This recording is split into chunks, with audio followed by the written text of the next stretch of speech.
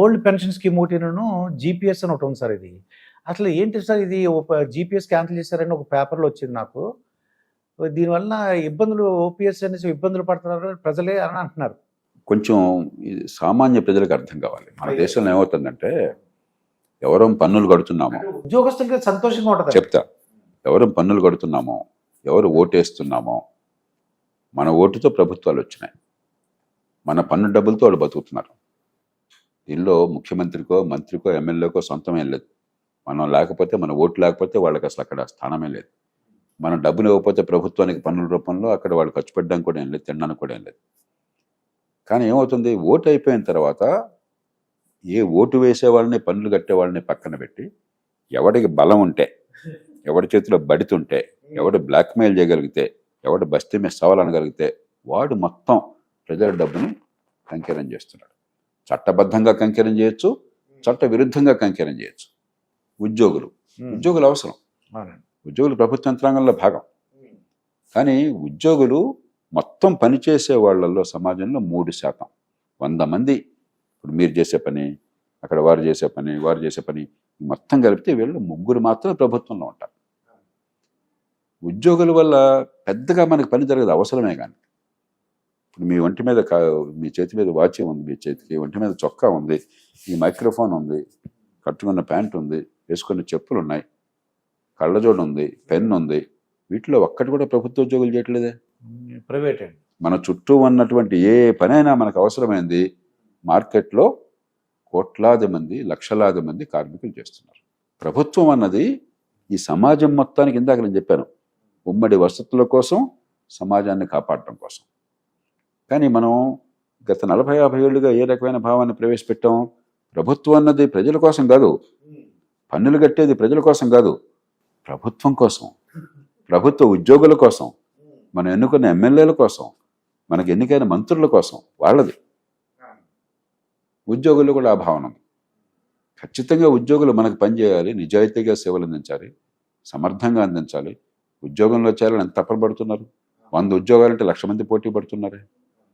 100 మందిగా చేరేది, మిగతా 99,900 మంది ఎక్కడున్నారు? బయట ఉన్నారు. వాళ్ళ కోసం ప్రభుత్వం ఉంది, కానీ ఈ 100 మంది కోసం ప్రభుత్వం లేదు. సో ఉద్యోగులు ఏమనుకుంటున్నారు?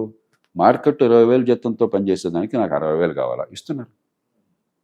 ఒక టీచరు, మీరు విద్యా సంస్థల్లో ఉన్నారు, మీరు 20,000 జీతం ఇస్తే అదే పనికి గవర్నమెంట్లో ఎంత ఇస్తున్నారు? మేము ఒక 20,000 అనుకోండి సార్, వాళ్ళు ఒక 80,000, 70,000 వరకు ఉంటుంది. మీరే చెప్తున్నారు, మీ నోటితో చెప్పారు. మీరు మీ దగ్గర పని చేస్తారు, అక్కడ కొందరు పని చేస్తున్నారు, అందరూ పని చేస్తున్నారా? లేదు కదా సార్.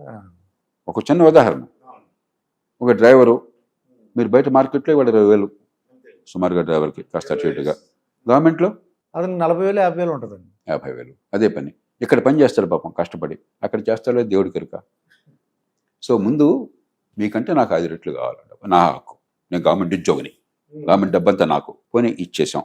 జీవిత పర్యంతం రిటైర్ అయిన తర్వాత కూడా పెన్షన్లు మీరు భరించాలా. ఇవాళ పెట్టిన డబ్బులు వచ్చే తరం వాళ్ళ మీద భారం పడుతుంది, మీరు మీ డబ్బులు, పన్ను డబ్బుల నుంచి ఇవ్వాలి. పోనీ అది కూడా చూద్దాము. గవర్నమెంట్లో ఉద్యోగుల జీతాలు బాగా పెరిగిపోతున్నాయి. ఇప్పటికే చెప్పాను 3 రెట్లు పెరుగున్నాయని చెప్పాను, ఇంకా పెరిగిపోతున్నాయి ప్రతి పేరు ఇన్కమిస్తో. అది పెరిగినప్పుడల్లా మాకు జీతాలు పెరగాలి, మాకు పెన్షన్లు పెరగాల. దాంతో ఏమవుతుంది, మార్కెట్లో 20,000 రూపాయలతో పనిచేసే ఉద్యోగం అంటే, ఆ ఉద్యోగం చేసి రిటైర్ అయిన వాళ్ళ పెన్షన్ 60,000 రూపాయలు ఉంటుంది. మళ్ళీ చెప్తున్నా, మార్కెట్లో ఒక పని చేసే మనుషులకి 20,000 జీతం వస్తే, ఆ పని చేసి రిటైర్ అయిన వాళ్ళకి రిటైర్ అయిన తర్వాత పని చేయకుండా 60,000 పెన్షన్ ఇస్తుంది. ఇవన్నీ నేను దృష్టాంతాలు ఇస్తాను. నేను ఎక్కడి నుంచి వస్తుంది? ఇది భవిష్యత్తు నుంచి వస్తుంది. ఆ డబ్బుని ప్రపంచమంతా పెన్షన్లు ఉన్నాయి, ప్రపంచంలో పెన్షన్లు అందరికీ ఉంటాయి. ఆ కెమెరామెన్కి ఉంటాయి, ఆ టీచర్కి, ప్రైవేట్లో టీచర్కి ఉంటాయి, ఫ్యాక్టరీలో కార్మికులకు ఉంటాయి. కానీ అక్కడ ఎలా ఉంటుంది పెన్షను? ఉద్యోగి తను పనిచేస్తున్న కాలంలో డబ్బు పెడతాడు, ఓకే, యజమాని కొంత డబ్బు పెడతారు. ఆ డబ్బు ఒక ఫండ్లో ఉంటుంది, ఆ ఫండ్ పెరుగుతూ ఉంటుంది పెట్టుబడి పెడితే, ఆ ఫండ్లోంచి పెన్షన్ వస్తుంది. ఇప్పుడు ప్రస్తుతం జీపీఎస్ కానీ, కంట్రిబ్యూటరీ పెన్షన్ స్కీమ్ కానీ, ఎన్పిఎస్ కానీ అదే. ప్రపంచమంతా పెన్షన్లు ఎట్లా పెడుతున్నారో అలా పెట్టారు. 2004 నుంచి కొత్తగా రిక్రూట్ అయిన వాళ్ళందరికీ. అంతకుముందు చేరారు కాబట్టి మంచి చెడు ఈ దేశం ఆ బాధ అనుభవించాలి, ఆ మూల్యం చెల్లించాలా, ఆ డబ్బులు ఖర్చు పెట్టాలి, మన కర్మ. కానీ కనీసం కొత్తగా వచ్చిన వాళ్ళకి అలా చేస్తే భవిష్యత్తును కాపాడుతాం. లేకపోతే ఏమవుతుంది, ఖజానా డబ్బులన్నీ కూడా జీతాలకి పెన్షన్లకి సరిపోతుంది. ఇంకా అంటే ప్రభుత్వం అనేది ప్రభుత్వోద్యోగుల్ని పోషించడం కోసం తప్ప సమాజానికి సేవ చేయడం కోసం కాదు. ఆ డబ్బులు దానికి ఖర్చు అయిపోతాయి. వీళ్ళందరూ ఎలా రిక్రూట్ అయినా 2004 తర్వాత భారతదేశంలో కానీ రాష్ట్రాల్లో కానీ ఈ నిబంధనల మేరకు నీకు ఉద్యోగం ఇది, జీతం ఇది, టైం స్కేల్ ఇది, నీకు పెన్షన్ పద్ధతి ఇది, దాని మేరకే ఇన్ని లక్షల మంది పోటీపడి కొంతమంది ఎంపికైనారు. ఎంపికైనాక నువ్వు బండి ఎక్కి కూర్చున్నావు, బండిలోకి ఎక్కడైన వాళ్ళు లక్షల మంది ఉన్నారు బయట, వాళ్ళందరూ నిన్ను పోషించాలా? నువ్వు పల్లకీలు మోసే బోయిలుగా ఉండాలా? నువ్వు పల్లకీలు అసెంబ్లీలో కూర్చోవాలా? ఎట్లా సాధ్యమవుతుంది ఏ దేశంలోనే కూడా?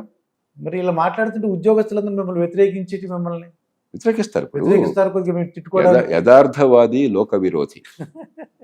నిజం చెప్తే నిజం ఇప్పుడు కాబట్టి ఎవరు తిట్టారో లేదో చూడాల్సిందే. ఇది సత్యమా కాదా? నేను 3 మాటలు చెప్తున్నాను. ప్రపంచమంతా కూడా పెన్షన్లు కంట్రిబ్యూటరీ పెన్షన్లు, అంటే మీరు పదవిలో ఉండగా ఉద్యోగం చేస్తుండగా మీరు కొంత డబ్బు పెడితే, అమెరికా ఉంది, మన వాళ్ళందరూ తెలుగు వాళ్ళు ప్రతి కుటుంబానికి అమెరికాలో సంబంధాలు ఉంటాయి, 6.2% మీ జీతంలోంచి ప్రతి నెల కట్ అయిపోతుంది. అంతే డబ్బు మీ యజమాని ప్రైవేట్ రంగం ప్రభుత్వం తేడా లేకుండా పనులు పెడతారు. ఆ డబ్బు పెన్షన్ ఫండ్లోకి వెళ్తుంది, దాని నుంచి మీకు పెన్షన్ వస్తుంది. అది కాకుండా 401k అని చెప్పని మీకు రిటైర్మెంట్ కోసం అదనంగా మళ్ళీ కొంత డబ్బు వెళ్ళిపోతుంది, మీ ఇష్టం ఎంత పెట్టుకోవాలని చెప్పిన కొన్ని నిబంధనల ప్రకారం. ఆ డబ్బు కూడా మీ నియంత్రణలో ఉంటుంది, దాన్ని కూడా మీరు ఇన్వెస్ట్ చేస్తే రిటర్న్తో మీ డబ్బు వస్తుంది. అంతేగాని ఎప్పుడో గవర్నమెంట్లో పనిచేశాను, వచ్చే తరం నీ పన్ను డబ్బుల నుంచి నాకు ఇవ్వు, నా ఇష్టం వచ్చినంత డబ్బు అని చెప్పినది ఉండదు అక్కడ. ఎక్కడి నుంచి వస్తుంది? ఎక్కడి నుంచి వస్తుంది? మరి ప్రభుత్వ ఉద్యోగులు ఎందుకు వాళ్ళు అర్థం చేసుకోవట్లేదు సార్? వాళ్ళు అర్థం చేసుకోవడం కాదు, ప్రజలు అర్థం చేసుకోవట్లా. అదంటారు ప్రజలు అర్థం చేసుకోవట్లా. ప్రజలకు ఎప్పుడైతే ఈ విషయం సరిగ్గా తెలియదో ప్రజలు ఏమనుకుంటున్నారు, ఇది ప్రభుత్వానికి ఉద్యోగులకి మధ్య పోరాటం అనుకుంటున్నారు. కాదు, సామాన్య ప్రజల భవిష్యత్తుకి, వచ్చే తరం భవిష్యత్తుకి, ఉద్యోగుల ఆశలకి కోరికలకి మధ్య పోరాటం. ఇది ప్రజలు అర్థం చేసుకోవాలి. ప్రజలు అర్థం చేసుకోకపోతే ఏమవుతుంది? ప్రభుత్వంలో ఏ పార్టీ ఉన్నా కూడా వాళ్ళని బెదిరిస్తారు, అంత తెలుస్తాం తడాక. అంటే రాజకీయ పార్టీలు ఎంత అసహ్యంగా మాట్లాడుతున్నాయో కొంతమంది ఉద్యోగ వర్గాలు లేకపోతే వేతన వర్గాలు అలా మాట్లాడుతున్నాయి ఈ మధ్యకాలంలో.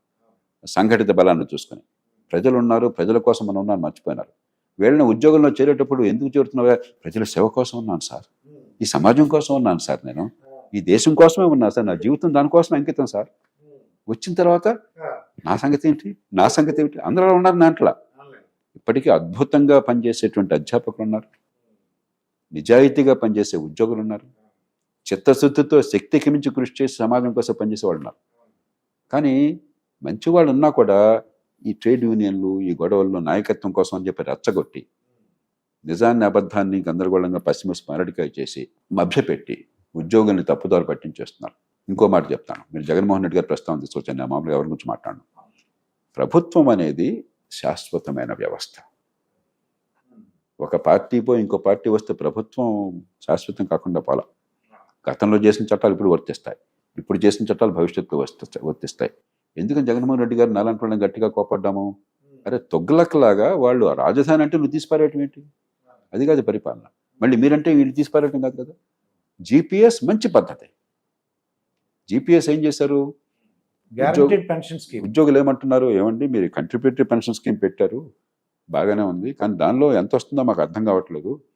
మరి కొంత గ్యారంటీ లేకపోతే ఈ డబ్బు పెట్టుబడిలో ఆ డబ్బు పోయిందనుకోండి, స్టాక్ మార్కెట్లో పోయిందనుకోండి, మా భవిష్యత్తు ఏంటంటే అది న్యాయమైన డిమాండ్. కాబట్టి గ్యారంటీగా ఎంత వచ్చే ఏర్పాటు చేస్తాము, అది మంచిదే.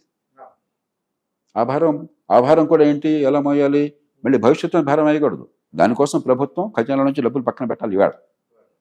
కాబట్టి ఈవేళ ఆ డబ్బుని ఖజానాలోంచి బయట తీస్తున్నంత కాలం, భవిష్యత్తు తరం మీద భారం లేనంత కాలం మీరు ఏదన్నా చేయొచ్చు. అంతేగాని ఈవేళ నిర్ణయం చేసి భవిష్యత్ తరం మీద భారం వేసేసి మీ చావు మీరు చావండి, వచ్చే తరం చస్తే పోయినాయి, నాకు పదవి కావాలి, ఇవాళ నాకు ఉద్యోగం కావాలా, నీ మీద నేను కూర్చుంటానంటే ఉద్యోగులకు కూడా అర్థం కాని విషయం ఏంటంటే ఈవేళే జీతభత్యాలు అందడం కష్టంగా ఉంది.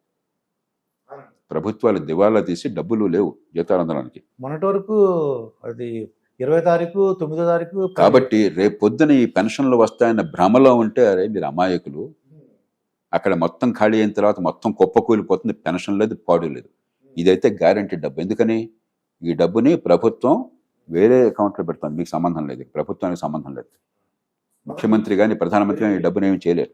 ఆ డబ్బుని వాడుకోలేరు. రెండోది, పెన్షన్లో మీరు ఉన్నంతకాలం వస్తుంది, అంతకుమించి ఏముండదు. ఇది అట్లా కాదు. మీకు పెన్షన్ కమ్యూటేషన్ దీనిలో ఉంది, కొంత డబ్బుని మీరు ఒక రిటైర్మెంట్ ఇప్పుడు మార్చుకోవచ్చు, సొంత డబ్బుగాను పెద్ద అమౌంట్ గాను. పెన్షన్ జీవితకాలం వస్తుంది. మీ జీవితం అంతమైన తర్వాత మీ కుటుంబానికి మొత్తం డబ్బు వెళుతుంది. మీ పేరుతో 50 లక్షలు జమ అయినాయి అనుకోండి, ₹1,00,00,000 జమ అయినాయి అనుకోండి, 30 ఏళ్లలో ఆ పెన్షన్ వస్తుంది. ఈ అమౌంట్ కూడా వెళ్తుంది. పెన్షన్ అయిన తర్వాత మీ జీవితంలో మరి ప్రతి ఒక్కళ్ళని పోవాల్సిందే కదా ఎప్పటికప్పుడు. మీరు కోరుకున్న వాళ్ళకి నామినీస్కి ఆ డబ్బంతా వెళ్తుంది, ₹1,00,00,000 వెళ్తుంది. కాబట్టి పాత పెన్షన్ పద్ధతి కంటే చాలా మెరుగు. ఉద్యోగులు కూడా మెరుగాయి. పాత పెన్షన్ వచ్చేది కాదు, కొంతకాలం పోయాక మీకు రాదు, ప్రభుత్వాలు దివాలా తీస్తున్నాయి, ఇలా కొనసాగితే. ఇది వాస్తవం.